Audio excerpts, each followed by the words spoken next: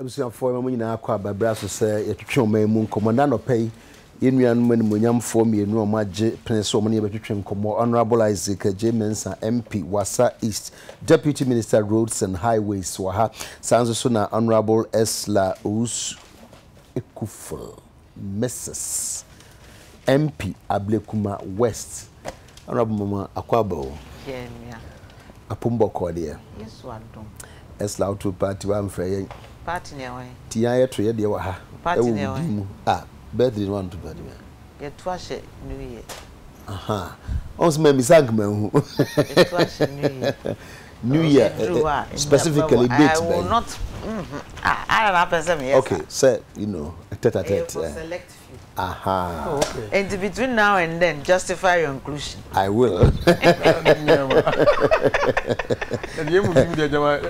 oh you still have a chance justify also you still have a chance any on application just justify your inclusion I know we have a family so you know protocol see you go to government to justify you oh they me justify you okay you see you don't need to justify me gina ho aha establish ourselves free so parliament me who baby out to say o me share me who akonwa me shemu ho baby see na o re ye hu yam me because akonwa na chi no and everybody admits that yeah ewa enti but me baby am tene mo ebe me na me te dada na na ye wo soro kakra enti me pe backbench on me te chire no but ye wo one of the levels there one stroke kakra enti okay we are slightly more visible and so who miss no na as an MP there was a symbol of authority ne miss no I see anymore no but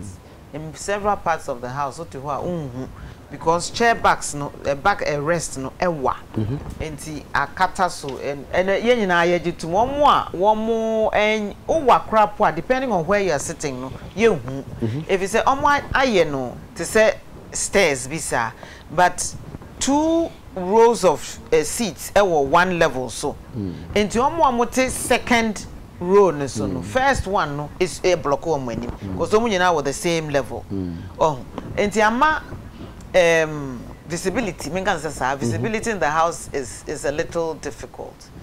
Renovations now it was overdue, long overdue. Yeah. Say na MPs no yendodo na do so sen nkonwa na wo ho ntina nipa ho kire no kakra. However, movement within the house crash still difficult because after almost the one extra row abeka ho.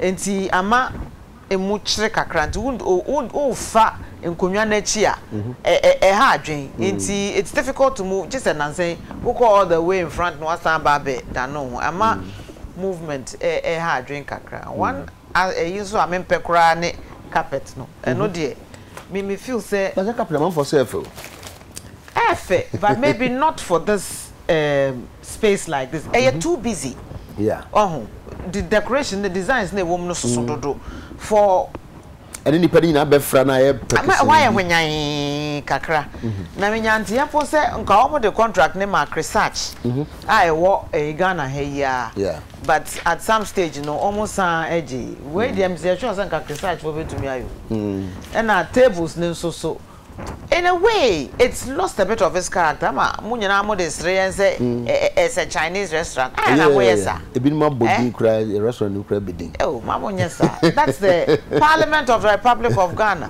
me sure some of these things no in time omo be because Ghana contractors me bisa me don't say pass to be ko bisa omo say oh omo jeje amanfo comments na your call recess omo ahwe do betumi aye afa ho konwa ne de I don't know what they're going to do post renovation almost we teething problems they will be resolved. I sincerely hope so. But communication gadgets it's excellent. I mean so I was a foremost campaigner for paperless parliament. Okay. I'm happy to say we've taken a step towards that. Martin so said there's a fiber optic net ring around Parliament. You bet to me tie in na you improve access to the internet and all that. Let's say IT department ni be liaise with NITA no more because Wi-Fi wo ho ne de hard dream pay munusubu na ni pre em say NDC subaya ana yare na sayo bia se bibia ye dum so adunduma Obekasa na so yen kai ho kakra we parliament carpet ni ye plain ninti Parliament logo no standing out. And saying a red carpet crowd with smaller designs ka ubehu Parliament logo na aya kesia sa no it's like for na ye I mean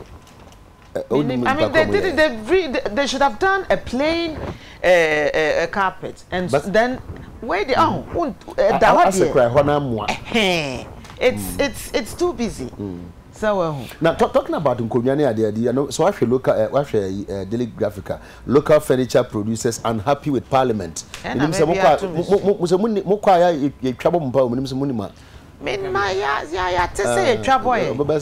you can sympathize with them because they are no keke na ye can say promote made in Ghana. You create opportunities Emma yen local producers and showcase it you to me. Aye. Into BB saying original Nkomyane yes fair nut and a almost also what capabilities on be Emma Mali. Yes, I may promote one company over the other. We are factual. Yes, in Malian Presidential Palace, we want to furnish ye. Embassy in Morocco, we want to furnish ye. And Parliament, there be a camera dion so. Now, and also so a tone. Yen local producers. If you take a deliberate decision, say for this, the yen Flagstaff House, yen Presidential Palace, baby, ye holding international conferences there. You make a deliberate policy say a hodie me showcase yankasa yen artisans any what we can produce. When the cameras are on them, maybe say this furniture is nice. Where is it from? Then you can say proudly made in Ghana. As it is now, made in China. Now old furniture and so had Edinkra symbols, any kente motif. Also, it's a chance for you to also explain. Say it is showcasing our culture. Sir. We're showcasing someone else's technology. And okay, country, these are symbols. And to be a baby and one fan to so is Nanka bedding. And yet, produced to your specifications. Until you culture one number. Usually, interior decorators, you know, ye design in 3D on the computer. Now, approve and sana until then, one who speak at table, a dingra symbol, kente ena edano, a very Ghanaian. We've lost all that. You can't share one can almost be to me I incorporate this design into the furniture. Now still, you're retaining the character of our unique cultural characteristics. No, me to me, no. Yes, the upgrade is good. It's long overdue. But we need to tweak it a little. Now, our uniqueness. Yes, showcase yen culture and tradition. Yes, sir. Maybe I'll be all for it. As it is, dear. You see, you're in Canada on a day coat of arms now. Photo, there be. It's not the same. It's not the same. I don't know what you mean, sir.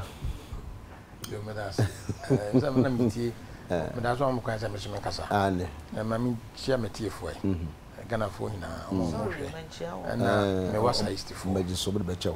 Mrs. Sujina Saka, so it's you know, many about us last and person so for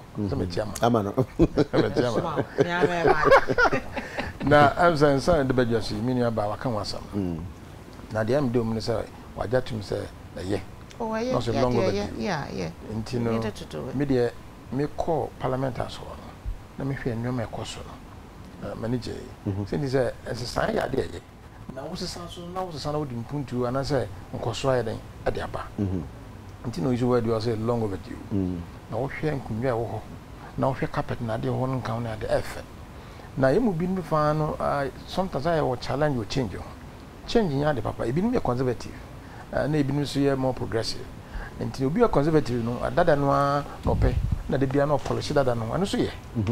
But once I must have a German, bia ye mbara nasefo anye nkwa na kotra ho amana info tumi ba ye hia na da net so nti o se yesesa no na yesiesie no ma ne amana no de na ye di na tumi ye fefefe na ya doso first one na ye nya de ni so se ye nam no ha 275 no nti o se enya obia bebi ba de obetima tra ana o kan bi so ho achi because ho na nkasa no first space being beka ho nti de order da no ana fufuro beka ho eguso ya adjust no na edika nkundwa no efe so hwe leda ye de ye na sefo I think efe pa na ebi no express concern say achi no ewa na normally no menya doctor de na say nkundwa na sefo no ye ni ade na so wo ya de becha take into consideration was spinal like baby becha na sefo no ye ni ade na so bisa chiropractor for na mutum to say job transfer say me nyina nimdi na say bem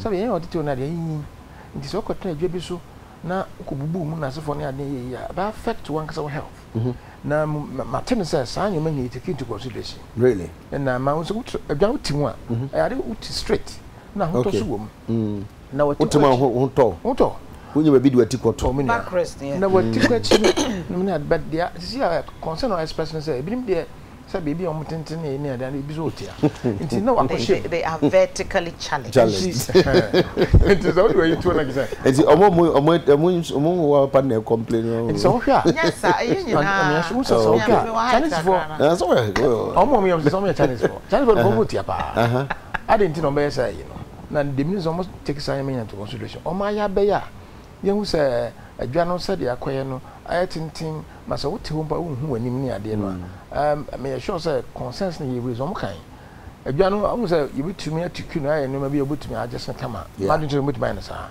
na generally no me ne minu aba ya adun say eye it's long overdue na bi ni nsisi ho ma anya fe acha say bi say hia kra say ya sesika na sefo na de bi ntimiti so obi mpo gaze enkotra plastic chair so ebufu bai na diom na ne say asisi ho nyina so hwe yi no a omo me decorators omo hwe na omo de nyoma tututi na menu ba ka adinkra no ne sa national symbols bi ni ade na omo me aso to say we ni ya shase consensus ni ade nyina no be taken into consideration properly na nka wo se yeduru ho mpa ansa wo sa na de wunim e wo ho a e wo ho abasisi the most important thing is who say symbols no is the here say coat of arms na wo ho your symbols no fa sabe misraka ya can symbols a can symbols no edinkra sankofa no na de take into consideration sankofa bi ni ade wo not region sankofa bi ni ade wo pagan kan ni ade ana intino yes but say bi so ba national lucy sa sectoral no because it's part exactly of our culture and our tradition my culture ni ade na be ye famra honorable say fugu ye hyewe obi obehu bi onim say Ghana onwene north yes oda say bi okasa ofifi bi no aka say de na me chere say sankrofo ma ye o me de coat of arms na ba ye wo enwema bebre ho a e ma ye fi yankasa as a people enwema e chere say adinka na sofo yi hwe nsemu say e chere o ma ye wie na ya dwen chere say mo fo we mbo ha na emri nim say ye ma kwan no ye chere yenya alaja mba ma ma test case na sofo ni ade na ese mba ya ba no mama ya so ati aso say nsesan bia e behwe ma esi kwan mu ni ade no mo hwe ma ye nti say dinkra bi na ya mfa nto yi you to that yi say symbols bi ni ntumi amfa mba amana ade a ebetima ye ma yi ya den ato yi e kura ho ni carpet no carpet say ahoto ho pa hotia satofo na minu ade ni say musa hotia so atofo tofo kama musa na anibie na yamba say dom dress musa heels ni ade wuhisa anu na ma ahofa ni nti enye health friendly one sisi no amenya ko ho ye enti no say da atofo no man minu anu ba ni biaka say ade atofo yan hwe ni yan pa to musa samia so say he ni ya somo why would no would obofom basa we ko se nka ansa na mbetem nka se we nyina mo mama be na ntoso me yehwe mo sade mani nyina ansa na ntra mo se na mrinim nka se ke bantem mrinim ntino sa ye me nyina no e consensus ya express imagine chem so mahwe no meda tutuye carpet utete so fufu ni ade tufutufu na se be wan hwe ni yi na se so kwa na ayi press esi so sa na say any other business or could tell na okay bibi o wa say yefe sa consensus ya ma dem chem say o mahwe na o mra tutu ni ye ka say adenti na yam fama Ghana for for saying contractors and as manufacturers no o man ye and ye very debatable na seminia so call a lot of young manufacturers furniture manufacturers and producers here products on far if China fa fa do na minia chirami baby say me challenge wo yi so chirami furniture shops ni ade o say a yenni amana oni niema from China Turkey I'll tell you now mami country o say a scan star for na P wood fairnut agowu ba ko me kan say me pata me say locally produced say foreign dear foreign I can challenge locally produced go to Agawu you find Chinese product yeah but be a nurse sir but be ho into the chances say me no say the man garden furniture pass can start for ya almost cry under the Expo label now you be amazed okay and no almost export too and so e fa no ye dey sa China no man e dey ba e bi papa di James ye fa ni hina complete no ye ba na ba hye fefe ye ndua ni ade hina no asa entino honorable say ye fa na sesa mpo a ye dey mamo say ye mpe China de ye mpa ma no de ye pese mo ye Ghana de no bi ema ye yes enye no na wo sanke ye me ba wo dan say mo cry free abrochi ndi say dey ni yanka say kofa de aba preko made in Ghana go to na ye kan eye identity to me say nyoma e wa ha sa technology sa chipboard management ni ade no we expect to say you be enhance and be improve the skills of our local producers amount my then sa hard ni ade this asa yeah ma organi ina asa nti dey ndu asa so dan ke nya bi ya me chon say nya before you will not be allowed to go to the forest to take the mahogany you know because you training na manasa this is forest they deplete and to take and you know we there no mo dey na carpenter for Ghana mo dey your money ma say yes you say no hwa so call that wood furnace for na dia sa chip board na for mo dey Ghana mo produce chip board exactly but usa you technology no why it means ndua e wo table ni ade wo ma ya memia bia chip na dey kama but what I'm saying is say ma misconstrue me say Ghana for ntimi ye e betimi aye Samiyemu nka omo open tender no Ghana ni ne Ghana company and say Ghana company we ni this was some sourcing they didn't tender so that's it sourcing many that's one say yim bi mu na omomra say ko tally na so for ni ni ade na Ghana for dey ni si kwan so omuntumi tender bi na yenya yi ma antwe yi santi nkofo fa akoma epirem say nka wo say nka ye bi mu ma Ghana for tumi ba say anya kana nipo ne de ma no ke yihu sa local inu ewum ankrai ebobom enuma yanga na ewum a na ka yi ato yi an na consensus are legitimate na bi nipo no mo kire say time no yihia ma ya ba no na e short and nti na man e ba say aba no but in general no I know they say after thought in general yeah can na man for person mo di bi ya in general no wo hwe ne makoso e fe na me ba kan sa technology events and sa communication fantastic you to me no ha of course I don't do bi akran kan wan sa so enya China and we Bosch sir German technology Bosch enya China China Bosch China Bosch we is made in Holland Bosch na Bosch company no omo obi ho sa China won labor na cheaper this particular one was made in the Netherlands so we dey my idea and you know but China so nyom ne manyina so na enye that's true yes that's true and you know me the magic chem say say bi mu magana fo nyina abede bi ma omo anwini pa kana ka omo adima chem say me bede ne manwini then general no enyom e wo ho no efe eye edimu na mum sa ayodin kitinkitin kakra o say foam ya hoy fofo ne ade wan hwe wutia so ro kwakoya de na efe am say fa so aka nkundwa no wasem si betumi atiku kakra ma sa wote ho hu animi ne ayi ya yes so hwe oda yi no a em say you know no na etia kakra but we no de menyan ntia menyan say sa orthopedic yi na fix spinal yi na de taking into consideration nti so ko trawa na enya de a obaba ya de emi mo na enkonyo na emi mo transfer emi kama nke ba betu mo ho obi sasa ya massage chair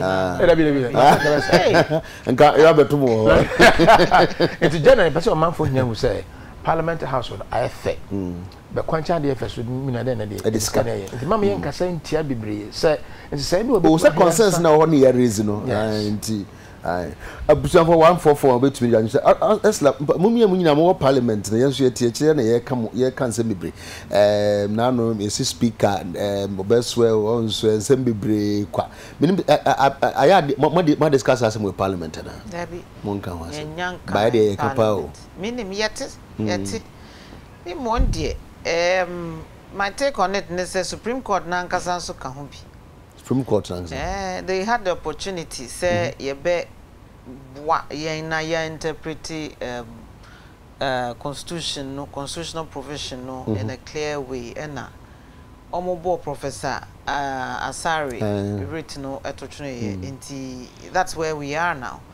Now the question is constitution let's say speak president and vice president and to me and if they are unable to perform their functions there then the speaker steps in. What do we mean by inability to perform their functions? And it's a president who took quite no near is he unable to perform his functions as president? And we'll share examples from other countries. Say American President Barack Obama etukwanya, he's still the president of America. Yenswe obia in say onyene dwuma in his absence. Sa na the vice president, only the vice president nyene ni ho a omonye ne sa. And maybe obi nsan fa asemi nko biom na Emma Supreme Court na chance in the light of what has happened no to determine this once and for all. Osha em say current speaker Nkwana wenya sa opportunity so often. Me assure say me kai mundi and I stand to be corrected. Me name's Alajete Yesweni, but if they did, I was just once. Dear Fanan, so such huge. Maybe one thing. Do Ajaho, dear. He's had 3 opportunities in 2 years. Then you naturally said, and we may be counting more. And there may be more. Then you naturally how often your president and vice president, you know, every chrome at the same time. And that's an issue we need to interrogate. Say, Nyomoko Abrochile Kokoyen, is it so urgent? Say, both of them have to leave at the same time. The last one I did by Nanka was say this way in. Now President Eko Nigeria could be a stadium. Stadium. And another President Eko could be at the invitation of the federal government of Nigeria. Now is it every invitation you can honor? Hey, good luck. Minister for Youth and Sports non-conco deputizing man. But he thought it was important enough so onya na dwuma nto non-conco. Na no so precipitate is a constitutional crisis to swear or not to swear. So Olympic Stadium na yesi wo Legon. And the MVP before the started, anwe ne si ho. Em say swimming pool nkwa no mawi into the pool and also Olympic size pool. And no is open to the public. Yet to me enka ye wo athletics stadium I able to me use after the renovation of the Accra Sports Stadium. There are no tartan tracks for athletes to run on. And nanka into the year we say time na MPP for fear bem. Anwe ne si ho. And so president pepre no ho na wakwa akobie stadium ano ewo Nigeria na no so amayen another constitutional crisis. You can understand speaker's point of view, but in my humble opinion it's not up to him to decide whether to be sworn in or not to be sworn in. If the Attorney General advised that he does it, he has to do it. If on consultation with the Chief Justice and so was all despite his personal discomfort, to bring clarity to Sansemi is to send the matter back to the Supreme Court. Now, was a mistake, no more, decision in the light of it's becoming absurd. Say president to Kobe Stadium ano, vice president so ye no na baby na face speaker ye be swear in. Adekye 2 weeks later, president ne vice ni any ho, ne asa be swear in. It's cumbersome. It's awkward. What does it take? I mean, just swear. Oh, how many times presidential oath? How many times are you going to take it? As often as is necessary. And the president took one baby also swear oath. There be some one of the so swear oath. Until was swear one and can cover. It makes sense logically, but it doesn't sit well with our law and the constitutional provision as it is, and our practice in the past. Into see a person na yan fanko na Supreme Court na ansan hwebio na ne yan pronounce say one time swearing in the life of a parliament is enough to cover every time a president was otukwan, so we can get on with our lives. Now yeah fasika, let me say one speaker crowd here na ye be swear in na me money din ho ceremony Anna God ni o take ni nyina ye twa proceed ni ceremony. You be with the president original swearing in of president na ye no, because unso we also depose ni bi. Now so we moved on from there na ye no. But who modi? O me modi. We say me conquer research. Na mo fam to it will not come from. So as like finally answer honorable Wunmi Abebemu no. Question be say ya ye ne hwe no. Does it hurt something? Say speaker can say onya, as in these two cases here, you know, say onya no.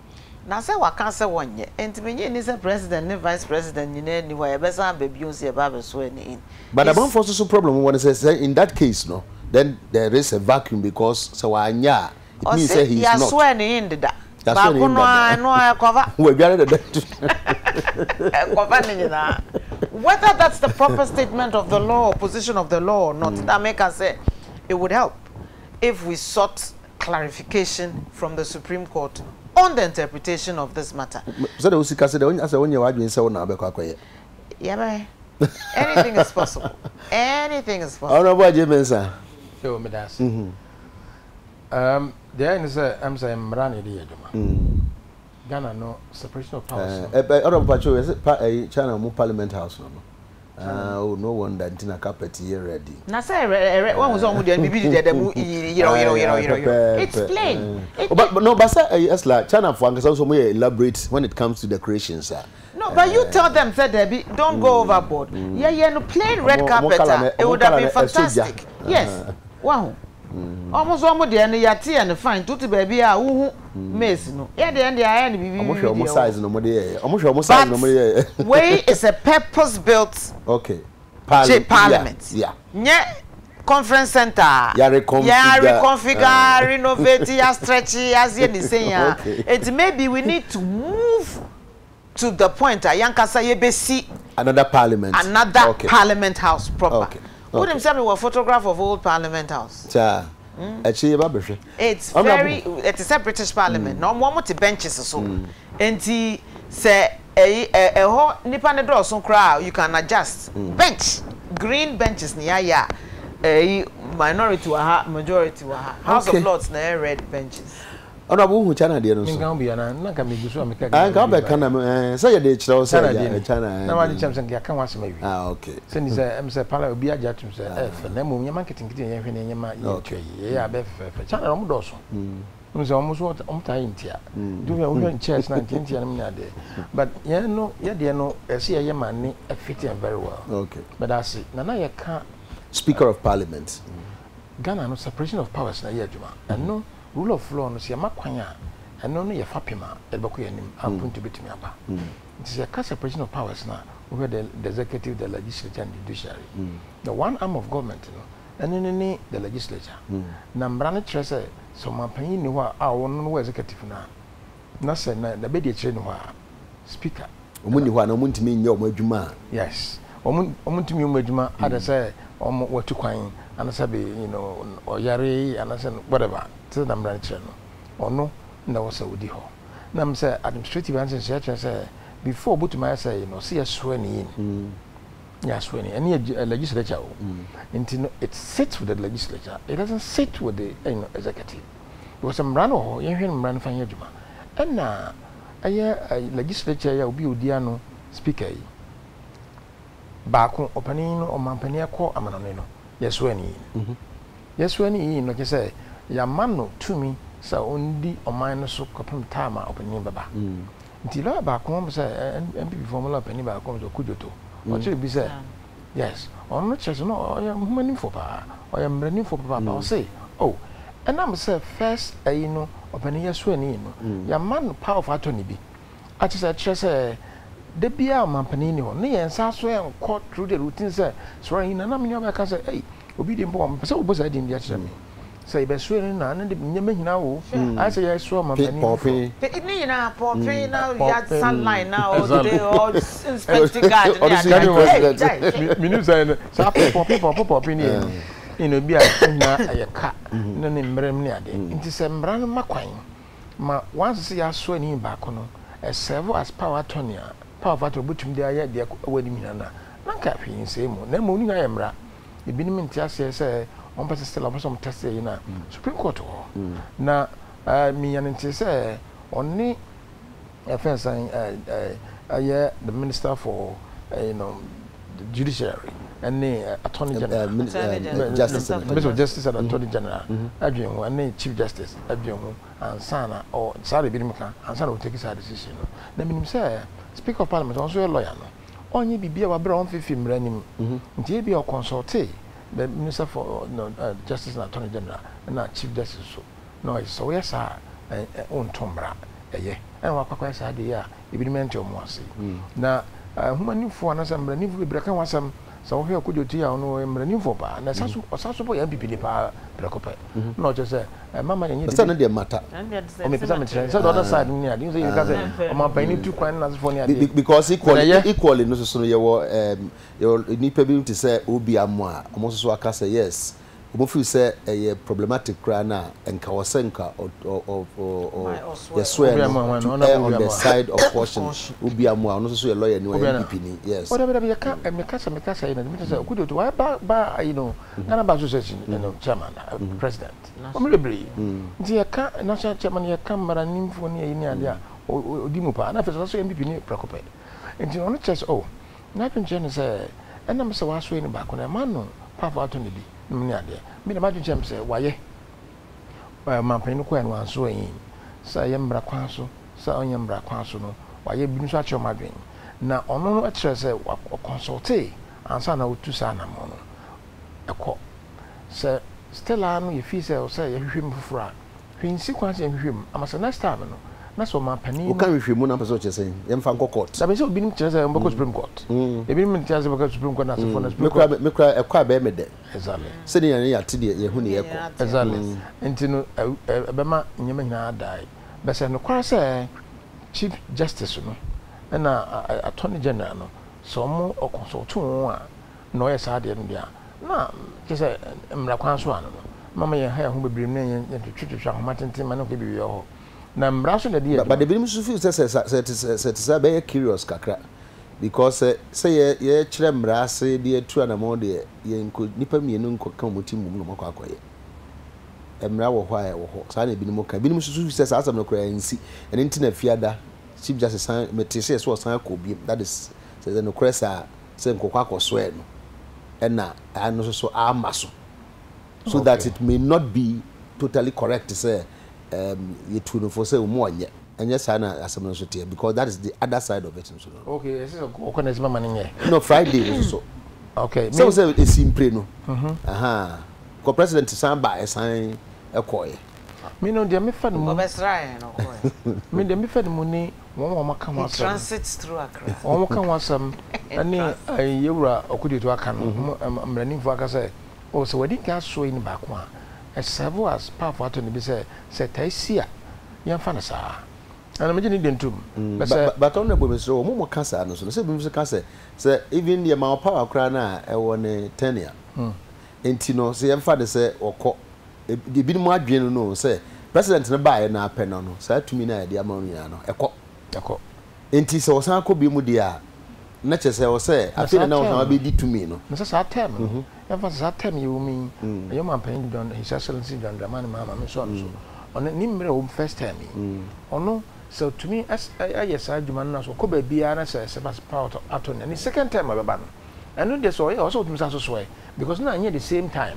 yes until but so ko ba dia on so abiem sa time de no so yes asa so ma pani exercise gentleman mama in second time no dia and no so oni ho na say obi bi oye speaker of parliament na say or so active this capacity I don't know still I know so no ye na sa time wo min timini honorable kudeto ayadwen lo kudeto ayadwen say ke sa de mo mayen fa say first one na ye no eni to me service amre nyina wo sa time ya your man penny John Dram His Excellency John man mama oti adwane so na tipendo do a beda ho bia no de ye fa ne say manimra no hwehwem mra no hwe ono wa che na dwen bega na Supreme Court so ho se mra hwe mi dia ho na ekọ na epem ntin se bi mi ti omo ase a me bebi o mafa kwa no so no makọ na ma dwem se de wa ya amanfo fo na lawyer fo na mpefo nyina hu se ade papa no mama yan juntum na yintu na manko yanim maybe yes la say san hwe bi maybe 1 minute person say the next issue no so no say unable to perform his functions. What does that mean? Or what Burkina Faso no? Is he unable? And no, or how perform function? And no, na me was a court in the chairs and say, oh, free chrome ha or memo ha no call Nigeria and Togo. Is he unable to perform his functions? But that's what the court said. So they should look at it again because I don't think he's or call no more in his capacity as Ghana Mampeni. And still Mampeni adwuma na no kwa akoye wo. And yes, let me draw you be say last year the president called Dubai no. Abra wo ho no. So ne Ghana kasai.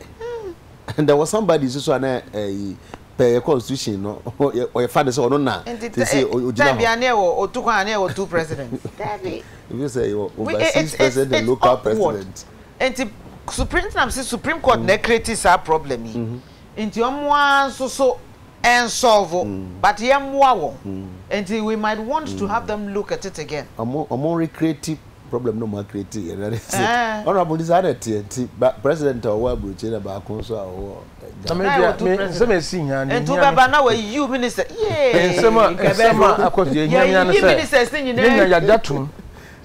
separation of powers and then democracy na rich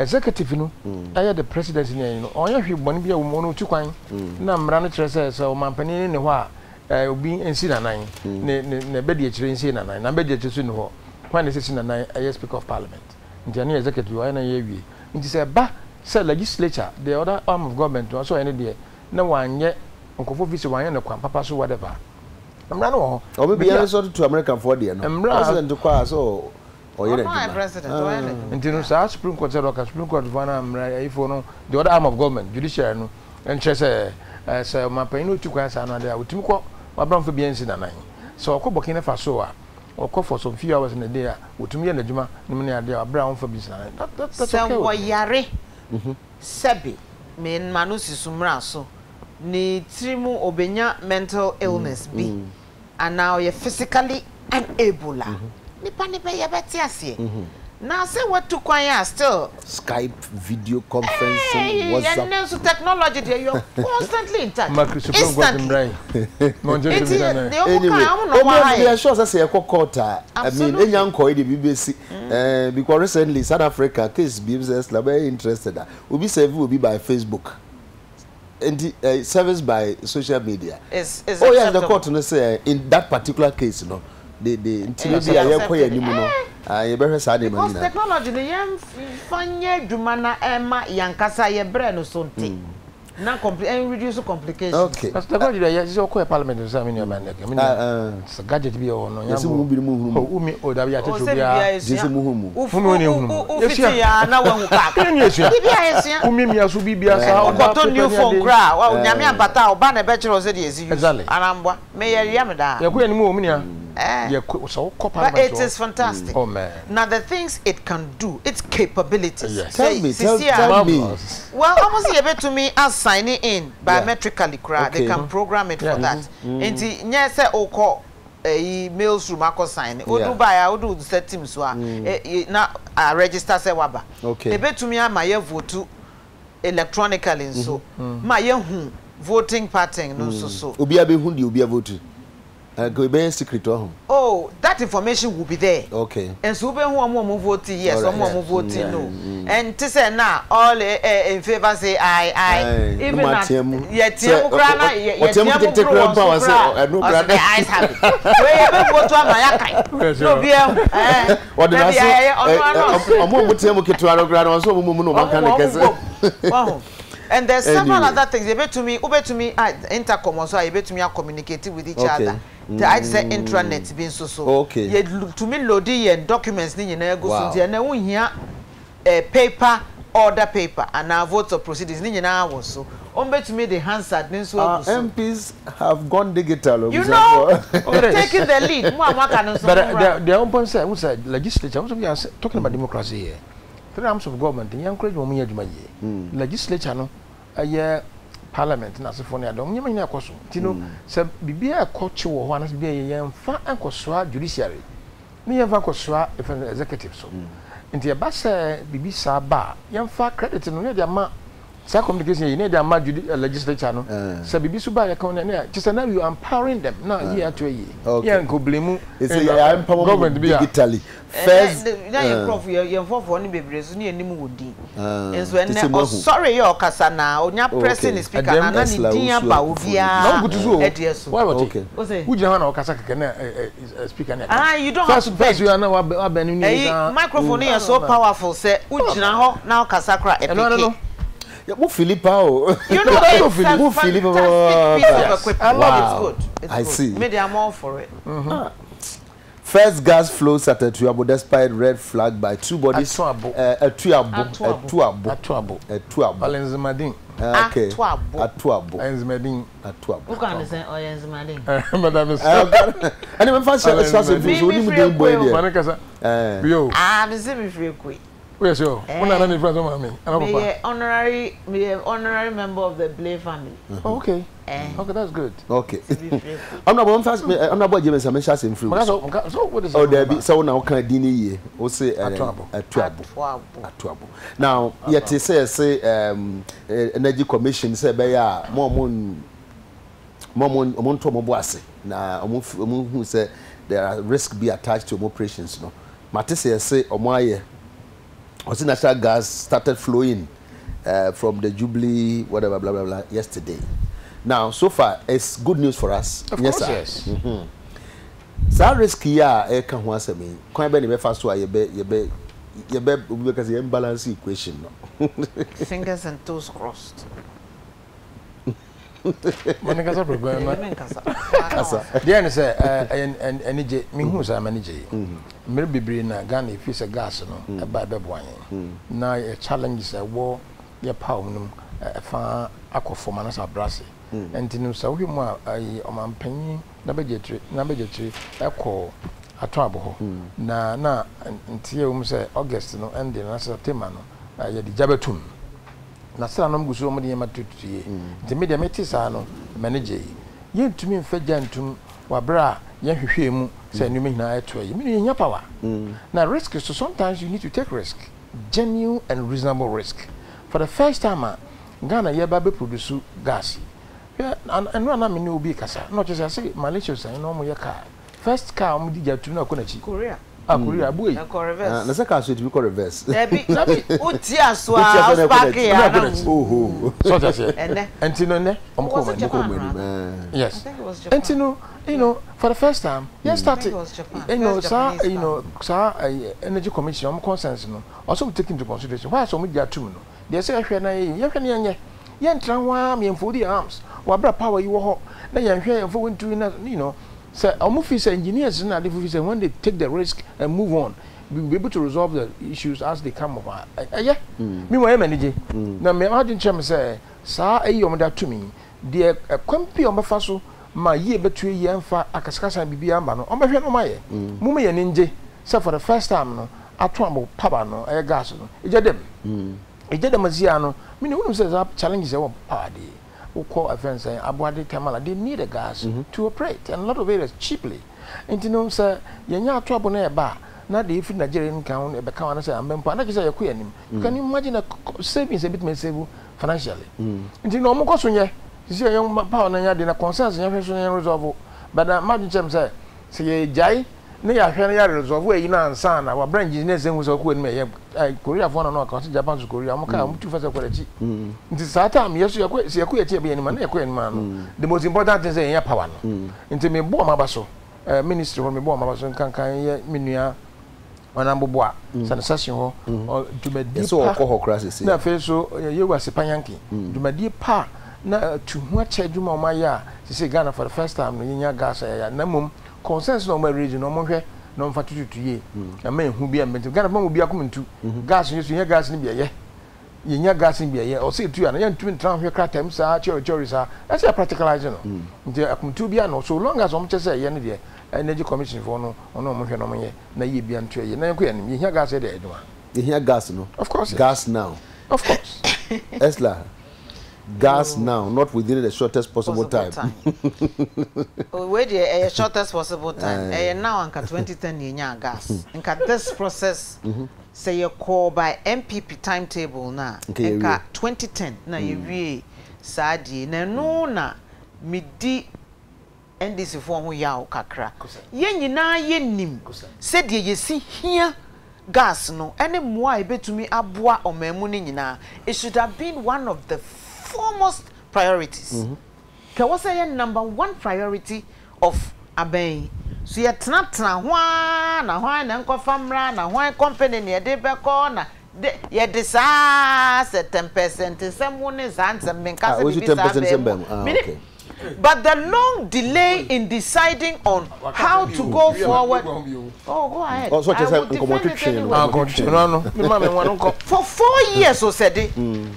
Na yeti ho, na ye kontokwa hwan na enkofa company mranian fanya di. Na Ghana for the sumu. Na gas no ye shino free. Ya tugu. Wamra mra ekasa maye en flare gas no. Ye no omo ye hwe enye yi. Omo san pompe gu well ni mo ma afi na eba be ha wo machine nti na wo se ma won kwan. No omo shi gas ni free. Ni etena ho a. This project is how many years overdue? Enti se ya sha se a eye. But mama money nyet se de yempre mu mayade. Mo hayen. Oh, one, it is more expensive than it should be. We could have done this for 500 million. More, see, I name ne buokra. Kwa neko. It's also expensive. Initially, I see 800 million. This is 1 billion. Thank you. I don't know how much it costs now. Initially, I see 800 and then. Approve 1 billion, and there's still no end in sight. And as for the fact say omo first gas flow no, it's important say regulated agencies they work with their regulator. To say energy commission, it's important. Now I hope say between time energy commission for letter ne ko ye, any time omo be ye wie time na gas started flow ye no. Na omo atnase as resolve issues ni nyina. Of course. Fingers and toes crossed. Sa sembi koba. Manu susumra so menka se emma ne sa. Na se the energy commission tro ye no. Ejebi kotomu ana leakage explosion bia. How are we going to explain ourselves? Yes, I mean nobody wants that. No one wants that. I beg you, I'm praying for that. But I don't think who here say companies no anyone regulators no ebe ye adwuma closely. Now problem be a potential problem be a yenhwe na yenka ansana ye bie say ye valve ye tighten no but me so in a way no me Ghana gas for no side kakra. Se omo entwa ntumu a omo baby I was see me mu ne sa niema no oh so it is important that they also do this limited release em say kakra bi pe no omo dey fam to say wo flash toilet bi no hu say ampa ebe ko ana enkwa na blockage bi wo ho a na fe wahu kwan ya obetumi aye yi and they need to work closely together so that in doing so that's lananka the old proposal say and that's anka koba ne say energy commission till mo ba bi no mo so to but at least a collaborative something absolutely e be ko officials kra wo ho monitor se bibia be kototin na eye amemu ni nyina na ye adwapade ye investment my MP NDC for can say omo no omo aye this is our property because MPP ntra and because MPP for can say yen sha sientem mo ba ye na plans ni nyina wo ho mo se da bi mo fa anya adwuma mo ankasa mo be it's a fact me fa nye amanyo se me se na se me kono boko bro sa ye nam so sa. And don't push me where I don't want to go. I know you wouldn't want to go. It's important that they work very closly with their regulator. Na yenina so enye ye hiasem. Ama Kofi Buan so wayade. Meba na on the miakoto of gas plant no. Okay. Na yen so kakra ebetumi ayede aboa no. Ya yede aboa. Eye ma yenyina. Nanso let me sound a note of caution. Ya bibi say ya your book would then wrote to say your problems you not we raise expectations unnecessarily. In fact, my own are raised now.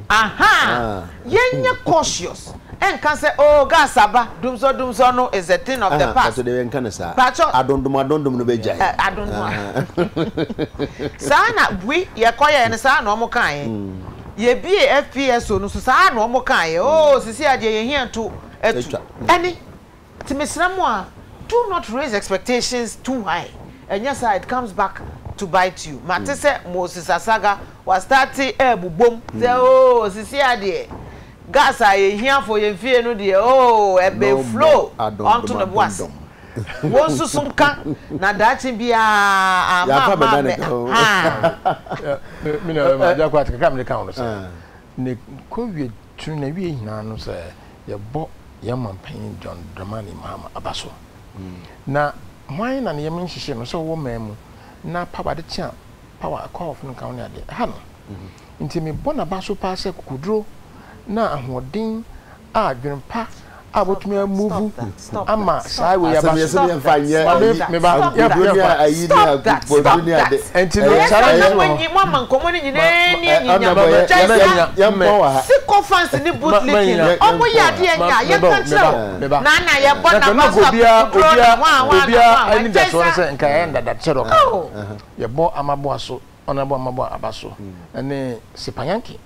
No, Abaso. Sipa, okay. And my idea call me Kobe. And the Ghana for us, Ghana for me and be my idea. The minimum you buy again. Don't try. Minimum again, say, being a Send this a whole who's a Mrs. Grabba. Send me 6 or 1 correct. Okay. Name Omni Energy Commission near day. Omni and Cambo, I was so near my entry. All right, I was for a Mijina, never my down honorable Adekye James MP Wasa East. Mamincha, Mempes was so full. Good. Now this weekend, Applicuma West phone in Michia on this weekend, Metri. Okovanda boy. Me who newspaper baby. Ah, me who baby. Me Okovanda boy ba hono mo na ko yes. Me who so wajo jeans bi na na mo. Na me share jeans. Oh sir, any newspaper na. And omo picture omo de ba any picture. No mo share. Me de never. So who we on? Who just be say? Anta pass esla we say. Na me share jeans, na me share gown. I'm telling you, said this weekend, that's what I was wearing on Friday. I don't know much about the picture. On Sunday night. Who wore that jeans? How many was sharp picture in a and see, we just wanted to send a clear signal, say a bad development. My young fan ye amanyosem. To mesre ye na, ye bet to me a campo, near Mpuntu, Anamon. Why not? Yet to Mpuntu Anamon, and we in various electoral areas, near various constituencies. Let us start building bridges and working together. Now you're minimizing excessive politicization of everything into what is baby I can't find any bar. Now Mrs. Suma attempted say may respond and so I won't go there. Stopped because we say peace and security into Minko. As low as a Kruful MP Ablekuma West area me call the Dansoma market. All right, Umbesha it's a das honorable some a crown of who's a more dorsal. But which That's it. Na I say abro akwa yo baba na ni. Oba na say. Obrante abro akwa obrante busuafo ye peja emu hotna. Na me ya. Du mo kasa ma du mo maboso ye. Adwuma ma di no ho a wo say. Na waka onka ne den. Okaso odi chi ni mokogu. De waka na. Okay, the camera akwa ko ho. You see? Yeah. Edi busuafo ye peja you emu. for me frame this weekend mo amma. News for me kan han mo ate me frame mo amma. Okay.